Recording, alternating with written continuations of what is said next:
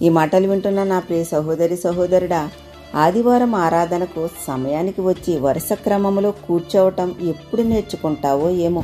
ఆరాధన అయిన వెంటనే వాక్యం మొదలవగానే ఆఖరి వరకు ఉండటం ఎప్పుడు నేర్చుకుంటావో ఏమో.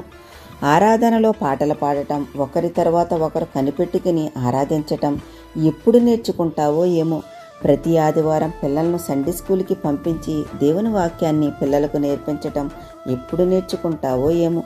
సణుగులు, సంశయాలు, భేదాలు లేకుండా క్రీస్తు శరీరము ఏకమైనట్లు ఏకముగా ఉండటం ఎప్పుడు నేర్చుకుంటావో ఏమో.